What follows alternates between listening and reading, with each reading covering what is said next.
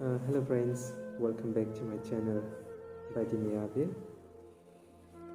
दिनै आं नोंथांमोननि सेराव जाबादा जादोंसे खन्थाइ आङो आवरायनानै खोनासंनो सानदों। आसा खालामो नोंथांमोना आंनि बे खन्थाइखौ जागायनायनिफ्राय जोबजासे खोनासंलाङो आरो गोरोन्थिनि थाखाय नोंथांमोननि सेराव निमाहा बिनो थाखाय। बे खन्थाइखौ आंनो सुजुदों, बिमाखौ लानानै सुजुदों आङो दोंसे खन्थाइ आरो बे खन्थाइनि मुङानो जाहैबाय अनसुलि बिमा। दा आङो बे खन्थाइखौनो नोंथांमोननो आवरायनानै खोनासंहोनो सानदों।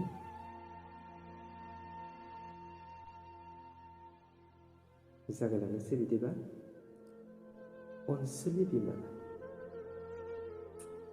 आयै, नों आंखौ जोनोम होनायाव जेसेबां मोदै बोहैनांदोंमोन, बै समाव नोंनि मेगननि मोदैखौ आं नुनो मोनासै आयै।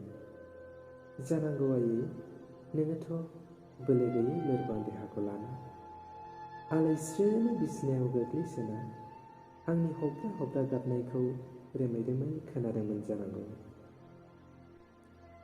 आरो बिमा महरै थानो हाथारियाव बिखा खामखांना खुसिनि मोदैनि निजोराया नों लानाय गान्दुखौ खेबबेसे सोलायहोनांदोंमोन, बेखौबोथ' आं नुनो मोनासै आयै।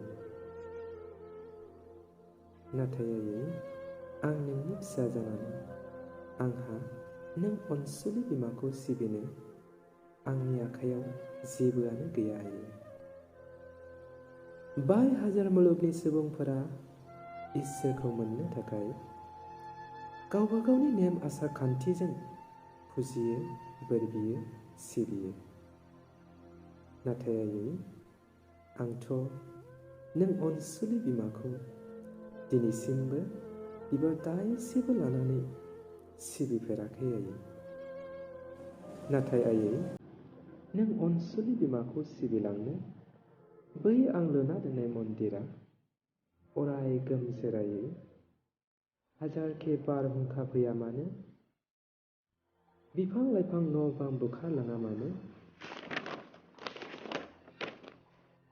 आंनि जिउ जोबजासिम नोंखौ सिबिग्रा सिबिसालि न'आ अराय गोमजोरै थाबाय थागोन आयै।